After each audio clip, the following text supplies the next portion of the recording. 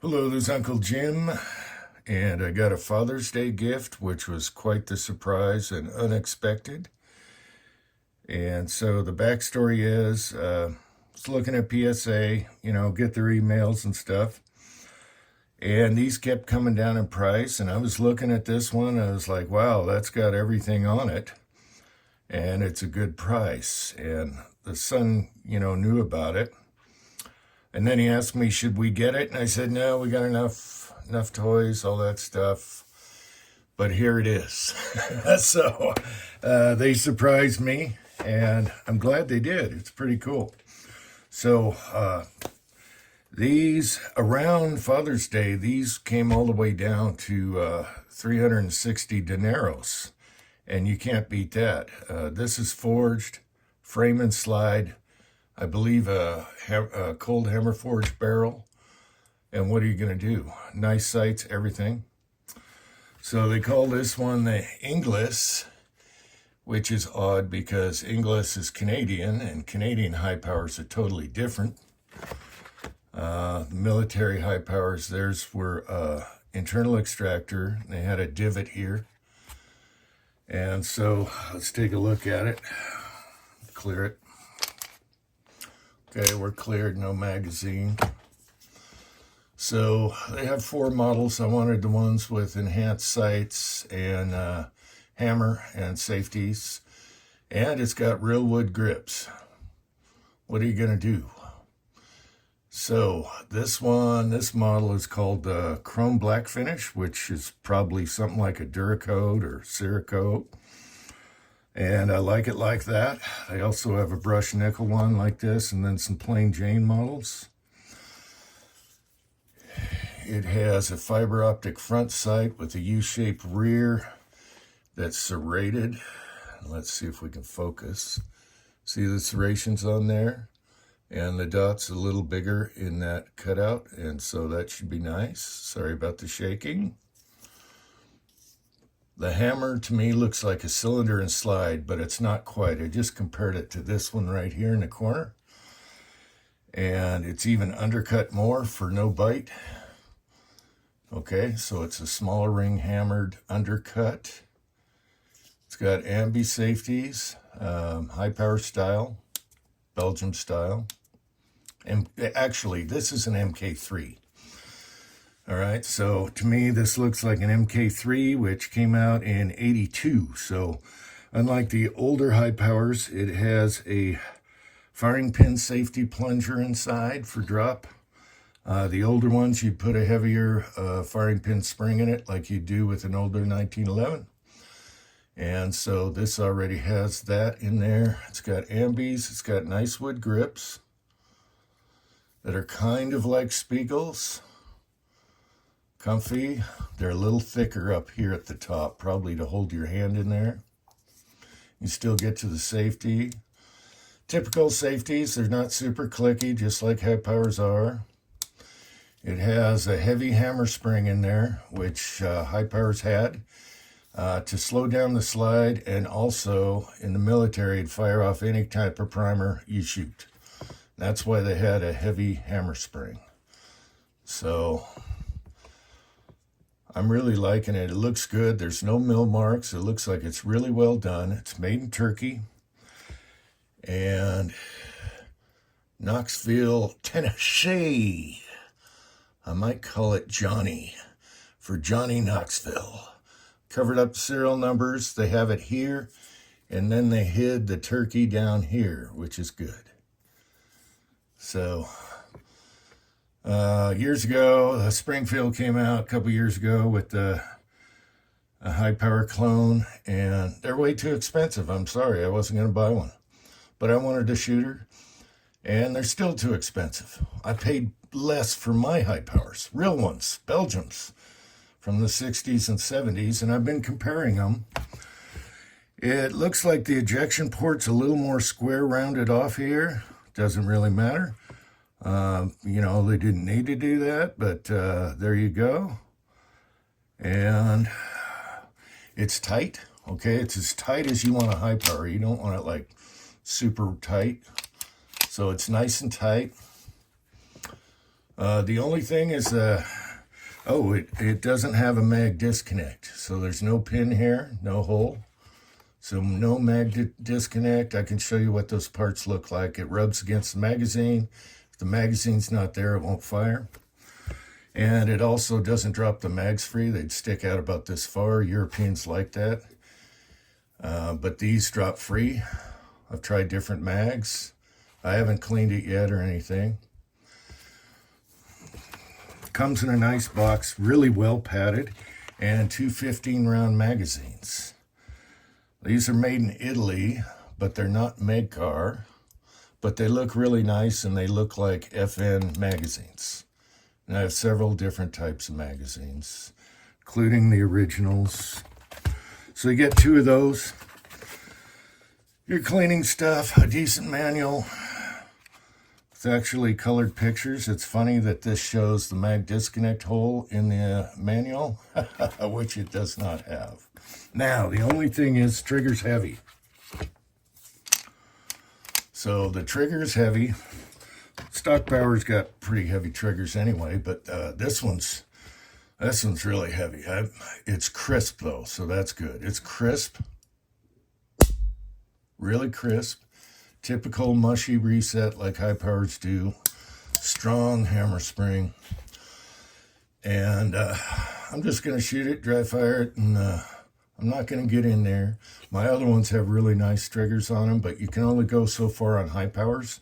Stay around 4.5 pounds if you want them to last and not have the hammer follow or double. One thing, I could go forever on Hi Powers. One thing, if you're dry firing a Hi Power a lot, the hammer spring is so stiff, it can actually put a crack on your firing pin plate, which takes out like a 1911. It's happened rarely, but it can happen. So I just put a piece of leather there if I'm just sitting there dry firing, and then remember to take it out. So that's what I do. What I liked about this was the sights, all the enhancements, and very little billboard on the side. So you have Inglis P35 and Knoxville, Tennessee. And I like that. I like them just smooth and nothing on there. No NASCAR stickers or billboards. And I think it's great. The grips are nice. It's awesome. And for $360, I think they were, before that, they were $399. What are you going to do? The forged frame and slide, no MIM parts, all steel parts, no MIM. Hammer forged barrel. Look at the crown on this barrel. And we'll take it apart real quick so I don't take too long on the video. Barrel looks really nice, rifling. So let's take it apart. Okay, the neat thing about these is you can use your safety to hold the slide back. And then this might be a little tight. Got to wiggle it a little bit. Your slide release. Okay, there's a little detent in there. And you just let her go. And there's no mill marks. It looks really nice, actually. It's just got preservative oil from the factory. No mill marks. Looks like a typical return spring. Very nice. Great job. Okay, the recoil spring is black. That's unusual. Now, if you're putting together a Hi Power, always remember that little flat right there on the guide rod is up, okay? So you want the flat side up. Some people accidentally put it backwards, and that's bad. Spring has plenty of tension. I think they got the tension right, but it's strange that it's coated black. Interesting. Okay, let's check the barrel real quick. I'm just checking for slop. Are we focused?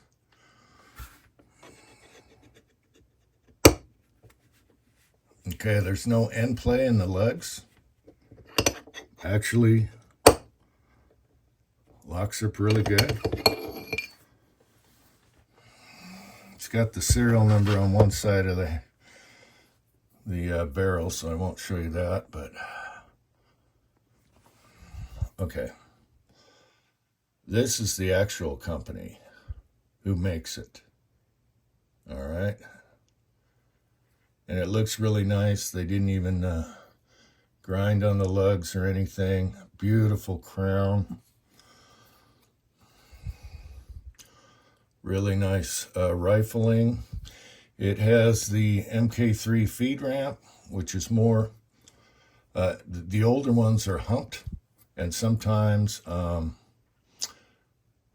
with certain hollow points, if you get an old one like 60s or military, whatever, it won't like certain hollow points because it's got a little hump. This is more broad and it's throated a little bit. You can see the ejection cutout.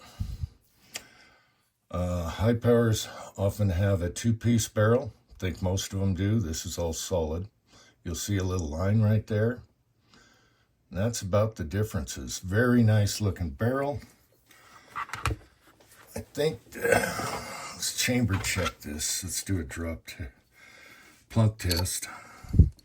Okay. The chamber, from what, let's get a longer, this is loaded long. It's just hitting the lens on the loaded long right there. So if I were to shoot this bullet, I'd seat it just a hair low. That's a 153 grain now. And it'll feed anything copper. All right, well, which we'll see. You know, we got to test fire it and all that stuff. So what can I say? That is awesome. So here's the inside of the slide. I should have wiped the oil off. There's no mill marks. It looks really good. And there's your firing pin safety plunger. Trigger comes up to that. It pivots off of this. Pretty cool. Pretty cool. I love the sights.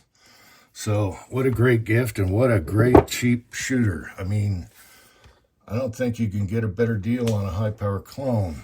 And it looks very well made and it's forged frame and slide. So that's good. All right, let me show you what mag disconnects look like. Usually you'll have a pinhole in your trigger. Here's one I polished and dunked in a blue tank a long time ago for spare parts. Let's go back out here. And so you have your pin, which is tapered. So you have to, if you take your mag disconnect out, you have to take the pin out one way because it's tapered and support the trigger. And you can do it without taking the gun apart. And then they'll have a plunger and a spring. Okay, and this plunger rides against the magazine, and that's what's pushing against the magazine so it doesn't drop free, and it also tells the gun that it's got a magazine in it. Here's some extra plungers. I used to play with these a lot, built a couple, owned a lot of them. Here is a right side MB that I took off of one of my guns, and this looks almost identical. It's very similar. Okay, so they're staying pretty true. So I guess that's it. Hopefully this afternoon we shoot it. And it also takes, here's something a lot of people don't know about, is these are South African magazines. They love their high powers.